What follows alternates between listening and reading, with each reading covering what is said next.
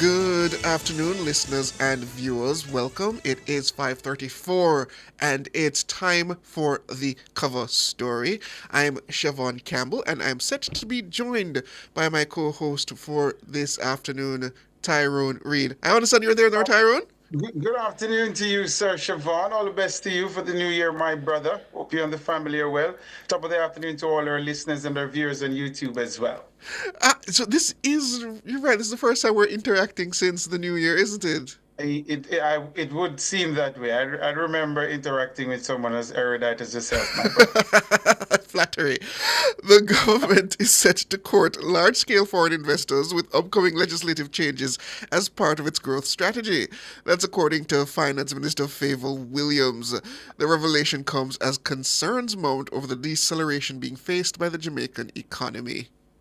Speaking recently on Nationwide this morning, Minister Williams says they're seeking to attract investors with billions of US dollars to undergo large-scale growth-inducing projects.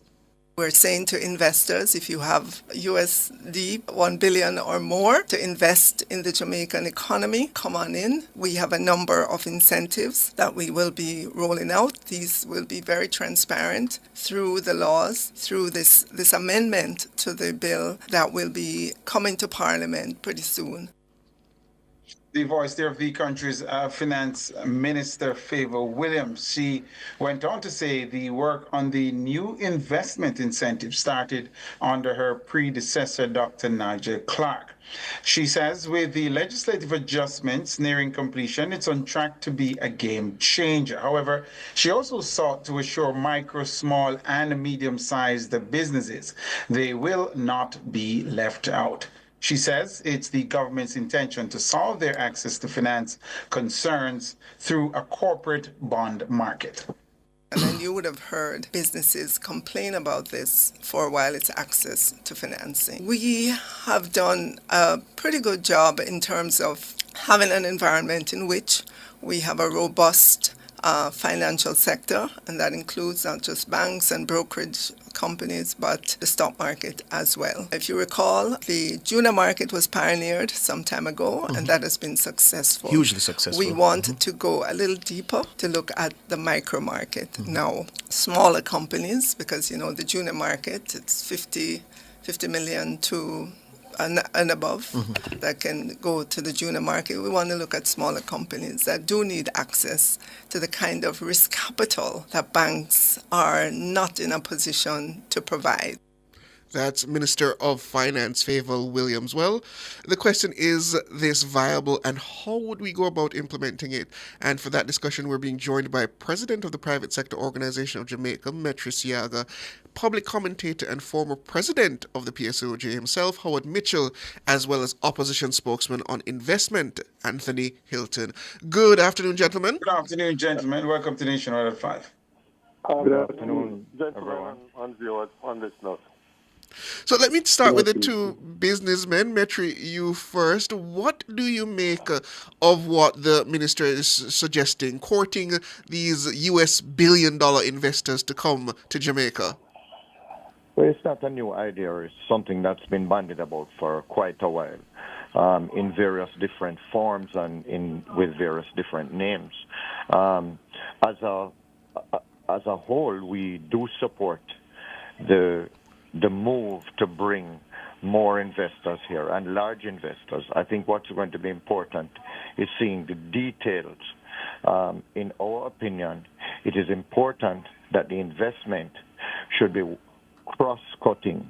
It should be meaningful investment that's going to get money flowing to all parts of Jamaica and all levels of the society. And most important, it should create export.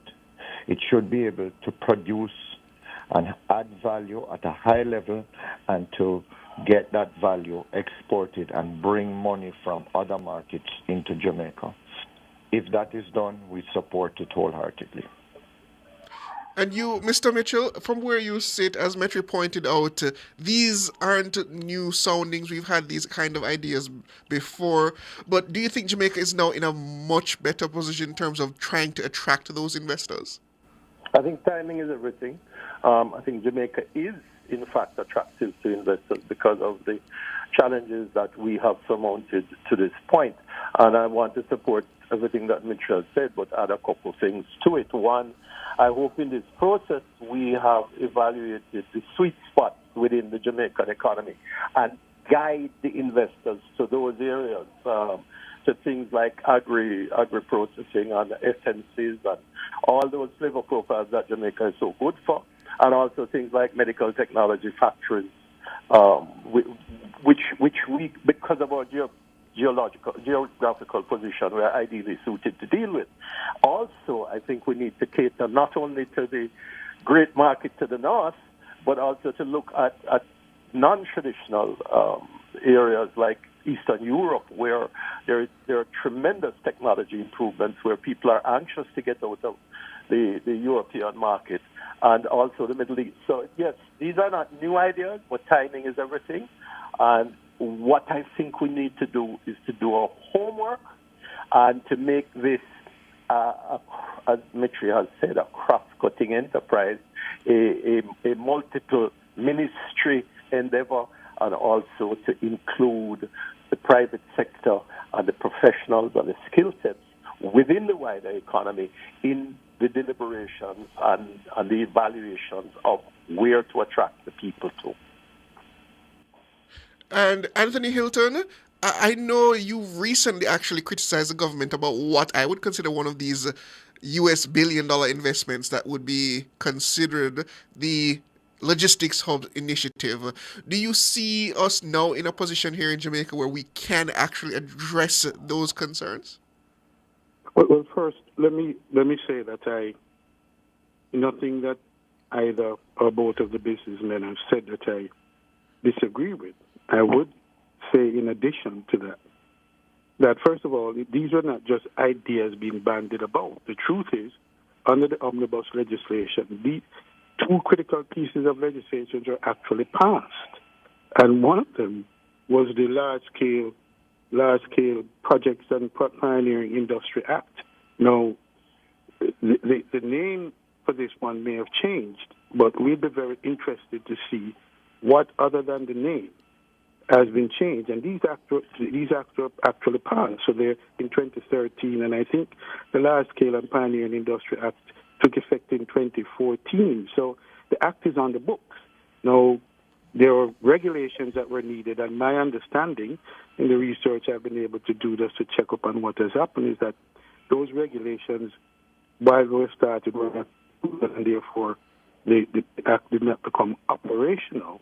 But I'd also say that there may be something about the timing as well, because it is unquestionable that in the passage of time, and I must say, with those critical legislation that were passed, the omnibus legislations, they have driven and helped to improve the economy. Now, other things have been done to improve the macro stability, but I will further say that standing by themselves, or itself, the legislation alone will not do the trick of getting investment. You have other subsidiary activities and a system that must be in place to be attractive, to make Jamaica the attractive place for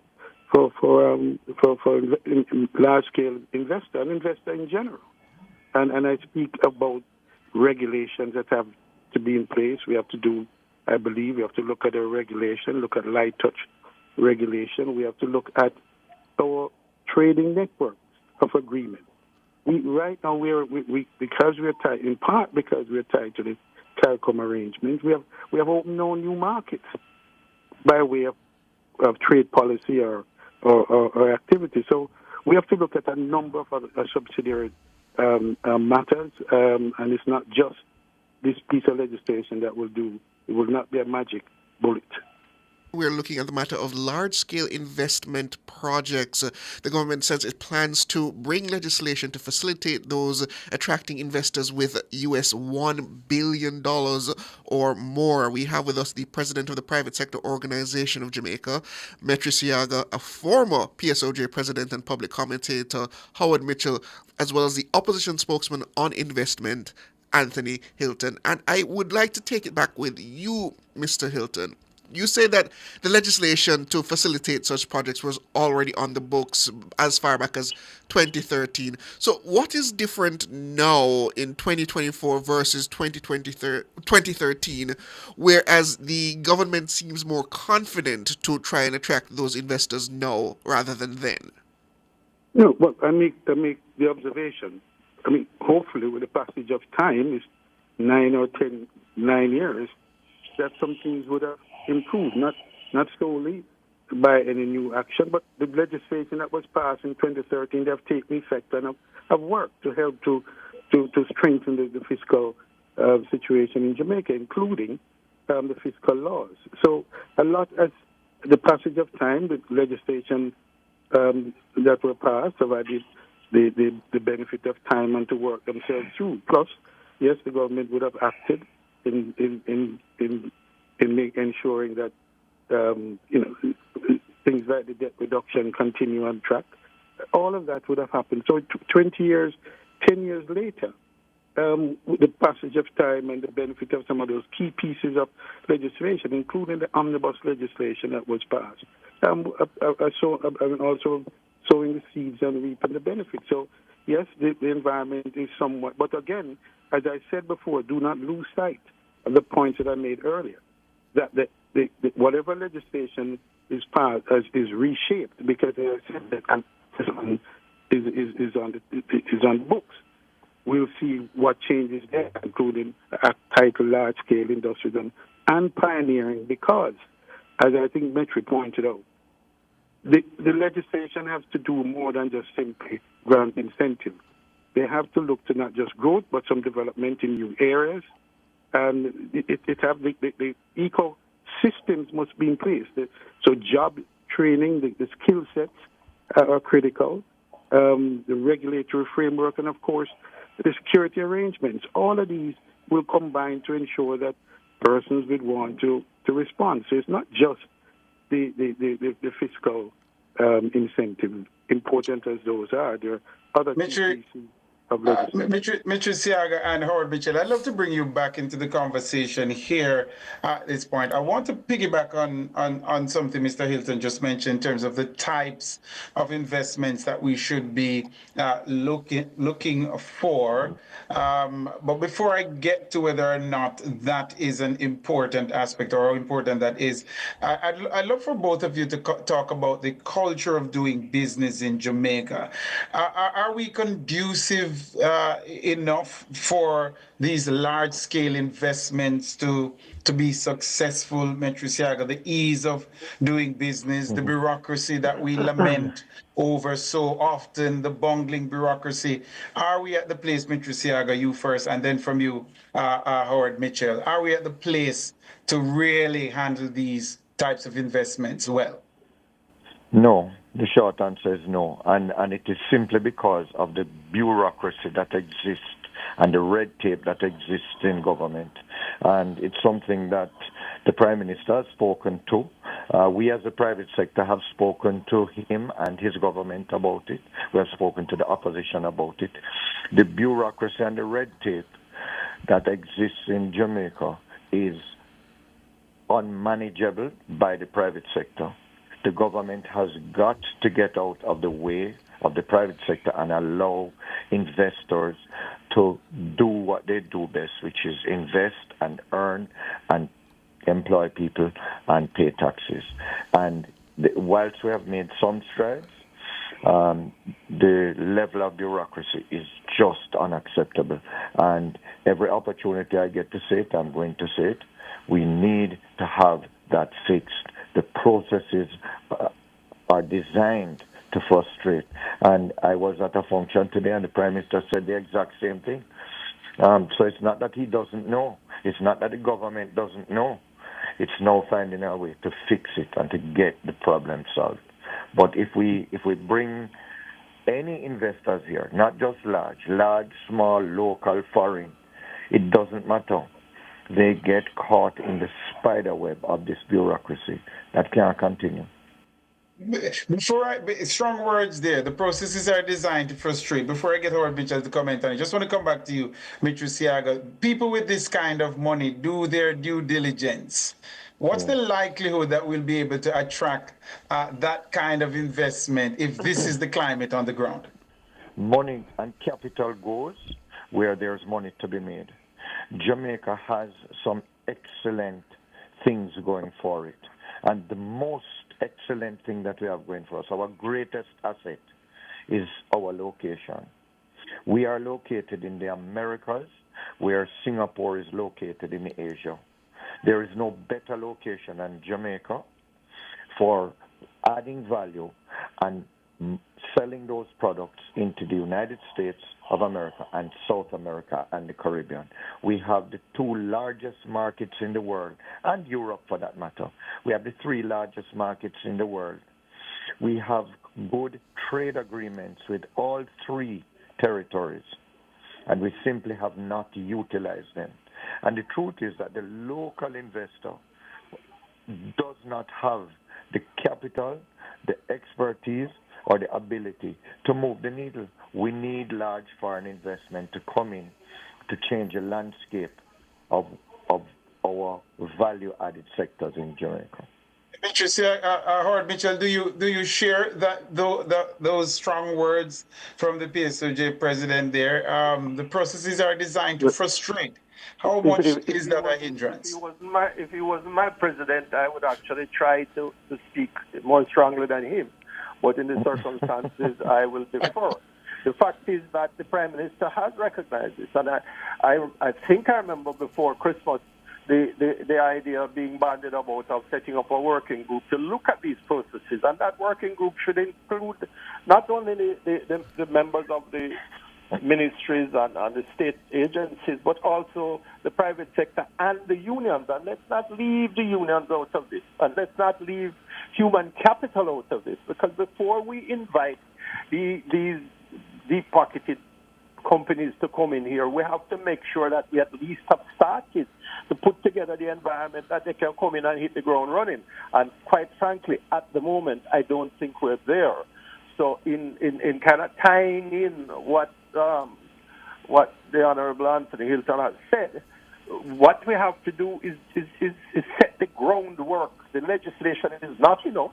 We have to make sure that we at least can put in place the facilities, the infrastructure to train up people, to have them be ready for this. And in addition to that, we all have to take a genuine look as a country at the processes that govern the way that we do business, because they are antiquated. Some of them are from the colonial past. Some of them are, unfortunately, almost designed to increase corruption. And that is the other aspect of this. Business people are not going to come in here, genuine, legitimate business people are not going to come in here and be subject to corruptive influences. They're going to leave. So we have to make sure that we cover those bases and not expose them to that. And we have to make sure that our workforce is in a position to benefit from it and to be content with the arrangements that are made. We cannot afford sweatshops in Jamaica in the 21st century. Howard Mitchell, is this largely a fishing expedition, this undertaking, if we don't fix this bureaucracy? Well, it's election year, but so I think what we have to do in response to the political imperative, what we as the economic society, so to speak, have to do, is to take them up on it and to make sure that it becomes more than just an exercise in words or a fishing expedition, as you call it. We have to put some substance into the party. And for too long, the private sector and civil society generally sit down and wait for the state to do things. We have to participate with them, and we have to demand that they allow us to participate with them. An idea like this, or ideas like this, can save our generation, can save our country, and we can't just sit down and allow the Minister of Finance or the Prime Minister to carry the burden by themselves. We have to participate. That being said, Anthony Hylton, what areas do you feel are ripe for this type of large-scale investment that could really be transformative in terms of the Jamaican economy? Well, I have to, if only because it's a vision that I've articulated and a strategy that I've articulated. Our logistic hub is critical. And I just, I have not said much lately just because the whole idea and concept had gotten so enmeshed in politics during the period. I've just kind of left it. But I think with the passage of time, persons have begun to understand.